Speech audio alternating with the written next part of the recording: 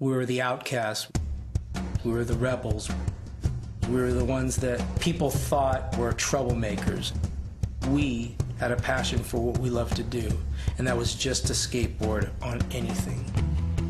Tricks were coming every single day. There was another trick being invented, huge airs. The attitude was skate and destroy.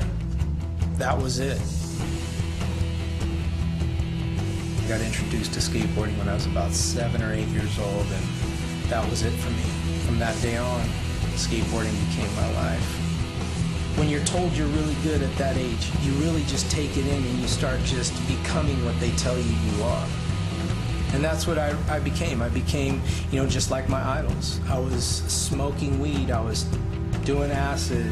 This is like 10 years old smoking weed, 12 years old doing acid, 13 and 14 years old starting to do cocaine. I was living in Hollywood. I was VIP everywhere I went. I was the youngest kid at the clubs. Had all the girls. I pretty much had it all. But inside of me was dying. See, I was searching for love everywhere. I was searching for it in money. I was searching for it in fame. I was searching for it in skateboarding. Personally, I was like a bucket full of holes. I was searching for it in girls. I was searching for it in everything that the world had to offer. Every time I filled it up, it would just drain out. And none of it satisfied me. And it was just this never-ending cycle.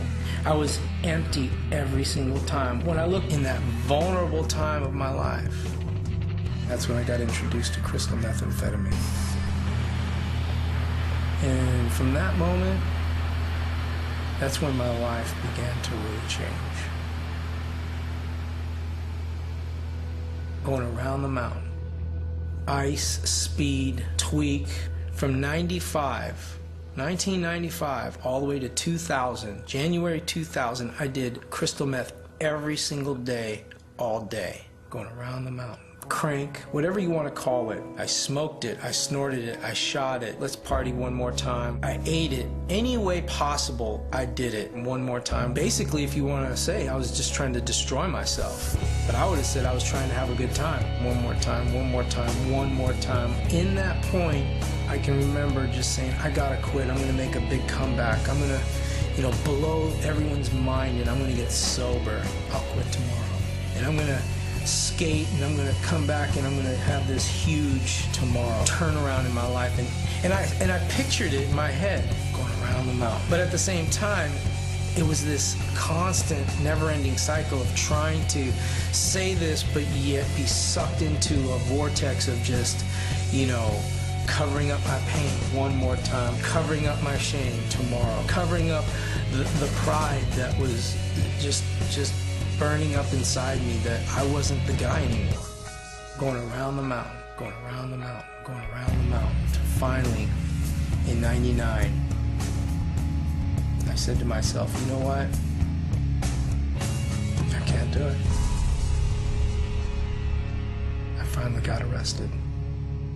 I'm coming off the plane, and at the other end of the line, there was people waiting for me. I looked around and I said, man, where can I run? And there's people over there, there's people over there, and there's a person standing in front of me and saying, we have the suspicion that you're carrying narcotics. And I said, wow, I'm really in a serious situation right now. I walk in, and there were these guys just like, Christian Asoy, no way, what's up? How you doing, man? Sick, we saw you on the news. Man, I had your board when I was a kid. And I'm like, so what are you here for? And he's like, murder. And I go, what am I doing here? And I had my first phone call. And it was to my girlfriend, Jennifer, and all I can remember is calling her and saying, babe, I'm looking at 10 years. I was crying, she's crying, and she said, I love you. We just gotta trust in God. And I went, God? I said, I need an attorney, babe. I need a lawyer. I need bail, and I'm not dying. What's God gonna do for me?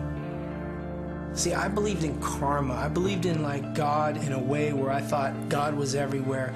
I thought my good behavior, my good person was that ticket into this place called heaven, if there was one. I had to question my existence. I said, why am I here? And I needed answers. And she said, go get a Bible, Christian. And I went, go get a Bible. Go get a Bible.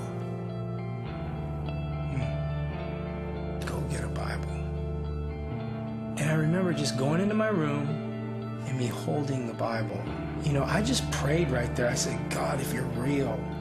I said, God, if you're real, I need help.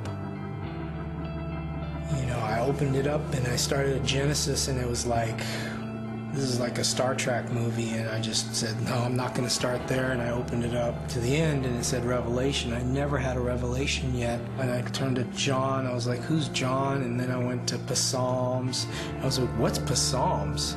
And what's Proverbs? I was like, those are weird names of books. And then I got to Kings. And when I got to Kings, I said, now this would be interesting.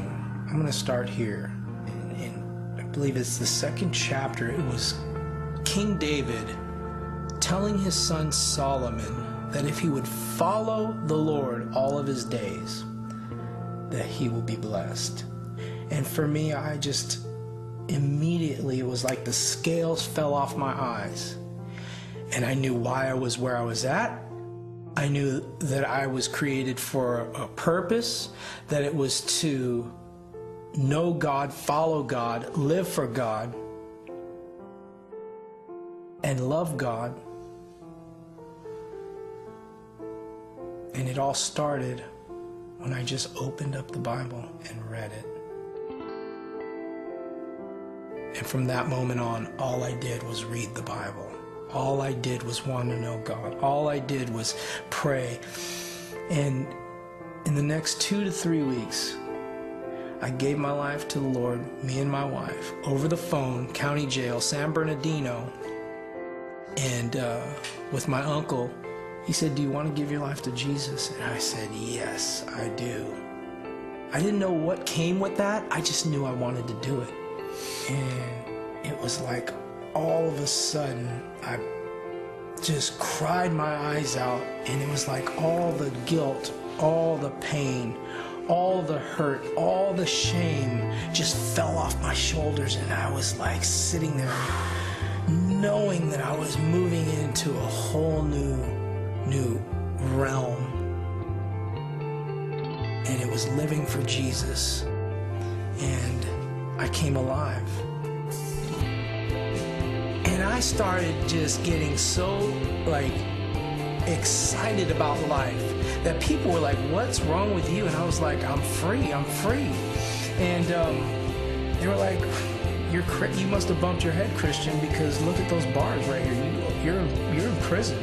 And I said, no. I said, I was in prison my whole life, living in sin and death, to coming into a prison cell and accepting Jesus into my life and saying, I make you my Lord and my Savior. And in that place, I became a free man. It was like all of a sudden I went to prison and got free.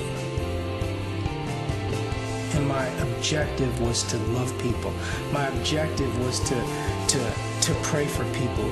My objective in there was to be changed. Because I knew one day that I was going to be released. And I knew I'd be sitting right here telling you my story about how God has changed my life because I said, come in and be my Lord and Savior.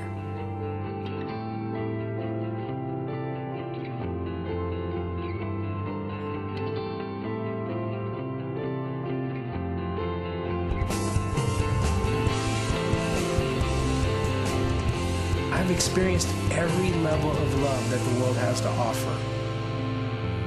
And there is no love like God's love. My name's Christian Hosoi, and I am second.